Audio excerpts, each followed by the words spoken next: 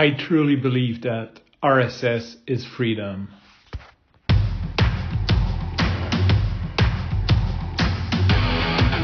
Il aime le code. Il faut que la communication soit codée, mais de façon claire et transparente. La rigidité, c'est pas pour lui. Mon nom est Francis Parent-Valquette et vous écoutez le Sandro Show. Mais le plus important, c'est qu'il est bélier. Il y a quelques jours, mon ami Carl m'a envoyé un lien vers un podcast, le podcast de Lex Fridman. Je ne sais pas si tu connais ce podcast-là. C'est quand même un podcast qui est très connu. J'ai écouté plusieurs épisodes, dont celui avec Jeff Bezos dessus. C'est un podcast que j'apprécie. Et c'est ça, cet épisode était avec Javier Milei, le nouveau président, mais en fait, ça fait 1 an de l'Argentine, qui est en train de révolutionner le pays, en fait, qui se considère comme un anarcho, et non narco comme dans drogue, mais anarcho comme dans anarchie, capitaliste. En gros, il croit à ramener les libertés à son peuple et d'abolir une grosse partie de l'État. Et il parle beaucoup du côté monétaire de la chose. L'Argentine connaissait un taux d'inflation incroyable. On parle de 18 000 % annuel, 17 000, 18 000 % annuel composé. C'était assez grave. J'avais même entendu quelqu'un qui m'avait dit qu'en Argentine, genre, ils prennent plus les cartes de crédit parce que le 3% de frais, quand ils te l'ont pris, comme le temps que tu reçoives ton argent 3-4 jours plus tard, dans le fond, ton argent vaut plus rien. En tout cas, je sais que ça a été le bordel. J'ai entendu que c'était le bordel. Et j'ai aucune idée pourquoi. Mon ami Carl m'a envoyé ça, puis il m'a dit « Ah, il dit, faut t'écouter ça, ça m'a fait penser à toi, puis ça m'a fait réfléchir. » Je suis comme « OK ». Puis j'ai écouté ça. Ben, je l'ai pas écouté au complet, en fait. J'en ai la moitié d'écouter. C'est un podcast de 2 heures. Et j'ai trouvé ça très difficile, en fait. J'ai trouvé ça vraiment difficile à écouter parce que, premièrement, Javier, il parle en espagnol. Donc, quand tu l'écoutes en podcast, sa voix a été traduite par une intelligence artificielle qui fait quand même une bonne job. Mais pour les connaisseurs de PCM, le gars est très base analyseur, phase analyseur. Et tout ce qu'il dit, c'est des chiffres. Donc, du début à la fin, il parle de chiffres. Même si j'ai une base analyseur, que j'aime les chiffres, que j'aime les faits, quand c'est pris hors contexte, j'ai beaucoup de difficulté à comprendre. Tu sais, tu me dis, je sais pas, il y a 1 million de personnes aux États-Unis qui font whatever. Ça veut dire quoi? Je veux dire, OK, bon, c'est sur 300 millions, ça représente une personne sur 300. Est-ce que c'est beaucoup? Est-ce que c'est pas beaucoup? Est-ce qu'on en veut plus? Est-ce qu'on en veut moins? Fait que c'est sûr que quand quelqu'un fait juste dérouler pendant 45 minutes là, jusqu'à ces 2 heures, d'après moi, il fait parler de chiffres tout le long. Je comprends qu'il est fier de ce qu'il accomplit. Ça, c'est le lead. Je suis allé demander à ChatGPT qu'est-ce que l'anarcho-capitaliste, parce que j'ai comme pas vraiment compris par son discours. J'ai essayé aussi de voir comme qu'est-ce qu'il a fait comme truc. Bon, c'est intéressant. De toute façon, c'est pas vraiment de ça que je voulais parler. Puis en même temps, j'ai quand même... il est tellement convaincu d'avoir la formule magique que c'est quand même épeurant. Pas épeurant, je vais pas dire épeurant, mais je garde mes réticences. Tu sais, écoute... si cette formule-là, c'était aussi simple que ça, en 11 mois, tu as remis le pays sur la map, tu as doublé le PIB par habitant. Je suis toujours un petit peu réticent à une hyper-croissance aussi rapide. Bon, ça sonne le Ponzi scam ou je ne sais pas. J'ai pas vécu, là, je l'ai pas vraiment vécu, mais je l'ai vu de loin ce que Chavez avait fait au Venezuela dans les années 2010. Quand il a dit qu'il a réussi à tourner le dos aux prêts commerciaux des États-Unis et du reste du monde en disant, nous autres, on va être indépendants, on va charger pour le pétrole. Ça semblait une très bonne idée, sauf que Chavez est mort, puis le pouvoir qui a été mis en place est pro-américain, puis ça a juste créé une espèce de trou noir sans fond. Fait que, de toute façon, c'était pas de ça. Pas en tout, je m'en allais parler aujourd'hui, puis j'ai enregistré le hook, fait que je vais y aller avec ça. En écoutant l'épisode, Lex Fridman, au début, il explique que, dans le fond, cet épisode-là était enregistré en espagnol, qu'il y avait un interpréteur qui parlait, qui disait, puis lui, il parlait en anglais, puis il interprétait en espagnol à son invité, et que l'audio, dans le fond, si tu l'écoutes en vidéo, ben, tu peux l'écouter en anglais, en espagnol, parce que, dans le fond, ben, ils ont utilisé de l'intelligence artificielle pour traduire les voix. Puis, qu'en audio, ben, c'était en anglais seulement, et que, dans le fond, il disait qu'en audio, il a dit, et là je le cite, j'aurais aimé l'enregistrer, le mettre dedans. Premièrement, théoriquement, ça devient du copyright. Aujourd'hui, avec tous les robots qui checkent, je ne sais pas à quel point que ça rapportait un plus pour le risque. Et l'autre chose, c'est que j'enregistre de façon très essentialiste avec mon téléphone cellulaire, sans micro, sans rien. Donc, ça aurait impliqué que j'aurais dû enregistrer cette trame sonore-là, l'importer, le faire sur ordinateur, ce qui aurait fait en sorte que je l'aurais probablement pas fait cet épisode. Donc, je vais lire un passage, en fait 2 passages, là, parce qu'au milieu, il cite Avière, puis je pense que c'est pas nécessairement pertinent, mais il a dit « The RSS feed is the original, the main way to listen podcast. I truly believe that RSS is freedom. » Et c'était ça le titre de l'épisode. Donc, si la traduction libre, c'est que, dans le fond, le RSS, c'est la liberté. Et là, peut-être que, comme 80% ou 90% des gens, en fait, je dis un chiffre au hasard, mais beaucoup de gens ne savent pas qu'est-ce que le RSS. Et en fait, le RSS, c'est un format de transfert d'informations. En gros, c'est un fichier texte, puis dedans, tu passes des informations, mais de façon balisée.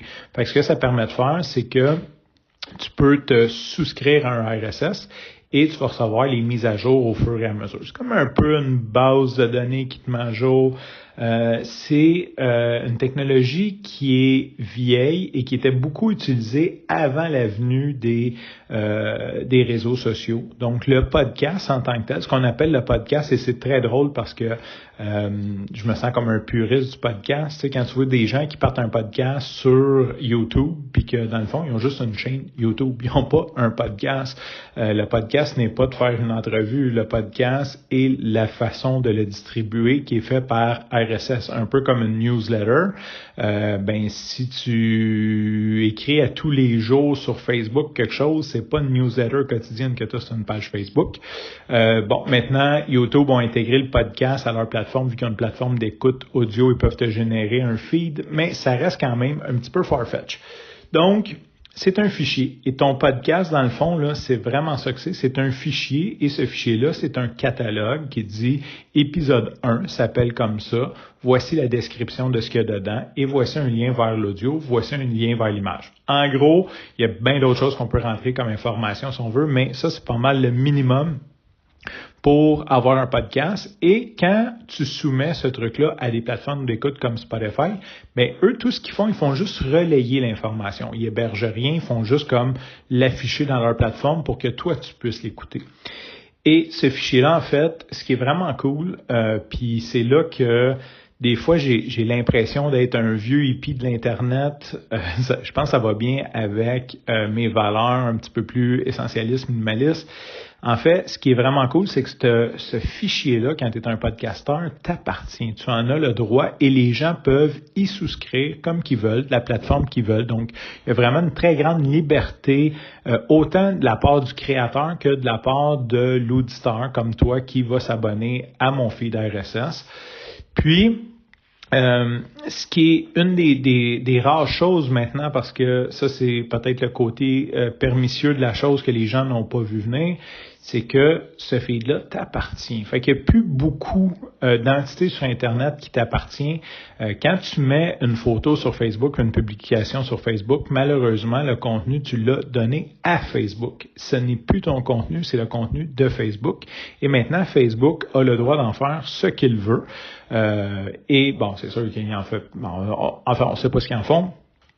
Et la chose qui se passe, c'est qu'il y a des algorithmes dedans qui, eux, vont chercher à déterminer, premièrement, est-ce que ton contenu est bon, est-ce qu'il est pertinent, est-ce qu'il y a des gens qui pourraient s'y intéresser, et si oui, il va aller le présenter aux gens qui pourraient être intéressés. Fait que si tu fais une publication, là, puis que tu chiales contre Provigo, là, je peux te dire, c'est comme, au moins qu'il y ait le groupe des chialeux contre Provigo, sincèrement, tu vas avoir à peu près 0 vue dessus. Et si tu parles de quelque chose de plus viral, ben tu vas avoir beaucoup plus de vues.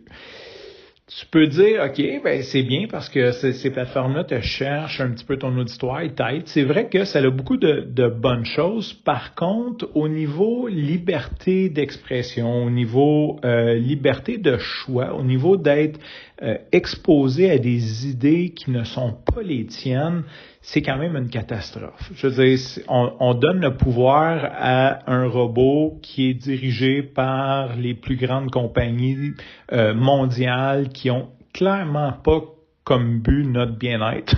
Je dis pas qu'ils veulent pas notre bien-être, mais c'est pas l'objectif de ces compagnies-là. Et nous, on leur donne du contenu, puis on leur dit fais-en ce que tu veux, puis montre-la qui tu veux, puis tu sais, fait qu'il y a comme cette espèce de côté-là. Donc, il reste environ connu, présentement, il reste comme 3 entités que quand tu crées du contenu sur Internet, ça t'appartient et que les auditeurs sont liés directement à toi. Donc, le podcast en est un. Le podcast en fait partie. Dans les autres, il y a l'infolettre et il y a le blog. Donc, si tu t'abonnes à mon podcast, puis là, c'est biaisé parce que les plateformes comme YouTube et Spotify rentrent là-dedans, là, mais théoriquement, tu t'abonnes et à tous les jours, quand je crée un nouveau podcast, tu reçois une notification qui dit « Hey, Francis, il a créé un nouveau podcast. Aujourd'hui, ça s'appelle RSS is Freedom. » Et c'est libre à toi de l'écouter ou pas. C'est pas Spotify.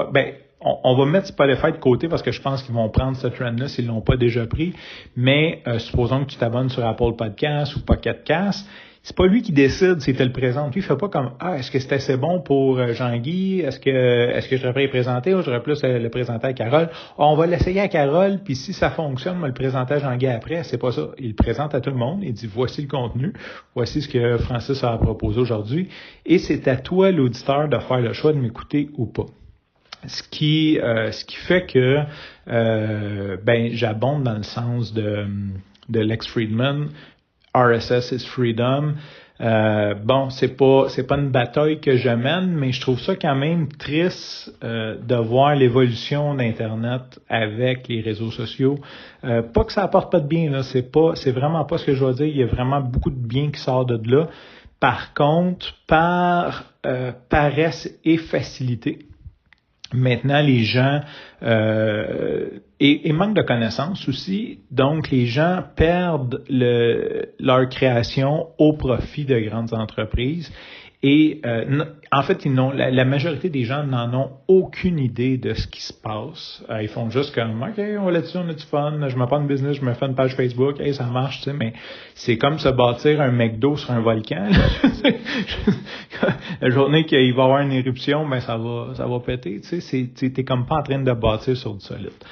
Fait que je voulais faire une petite réflexion sur le RSS, sur ma vie que je souhaite continuer longtemps, tant que les auditeurs, même quand les auditeurs seront plus, j'aime ce côté très libertarien, très souverain du RSS, d'avoir cette connexion-là directe, le fait que ce n'est pas ni censuré, ce n'est pas curated, comment on dirait curé, comme ce n'est pas un algorithme qui décide ce qu'il te présente.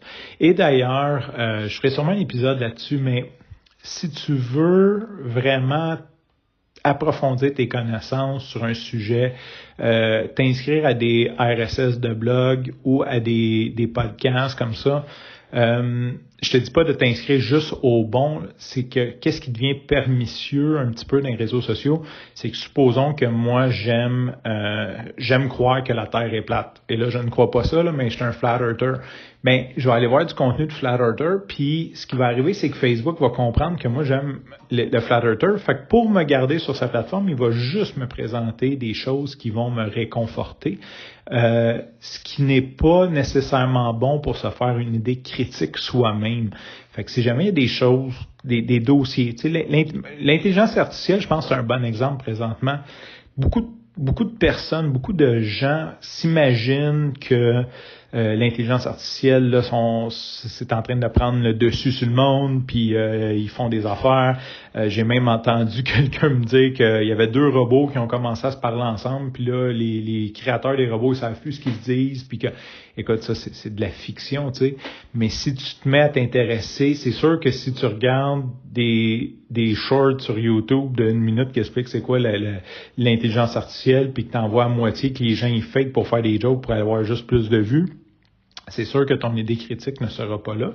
Tandis que si tu t'abonnes à voilà un peu comme un magazine, tu sais, comme quand on s'abonnait sur un magazine d'électronique, ben t'avais le contenu, t'avais tout le contenu du magazine, t'étais pas obligé de le lire, sauf que dedans, ben, au début, mettons, ils parlaient des nouveaux composants de Intel, puis après ils vont te parler d'un projet, ils vont te parler, fait que t'as comme un peu plus une vue d'ensemble, fait que les feeds RSS, autant que ce soit les podcasts que les blogs, sont souvent une meilleure source d'information si tu veux te faire une vraie tête sur un sujet comme qui te passionne. C'est sûr, commence par trouver des gens crédibles ou des publications, des podcasts crédibles là-dedans. C'est sûr que si t'écoutes n'importe quoi, ben c'est sûr qu'il va ressortir n'importe quoi. Fait que je vais arrêter ça là. Je vais juste terminer ça sur c'est quoi? RSS is freedom. I truly believe that. Sur ce, je te remercie pour ton écoute. Je te dis à demain et bye bye.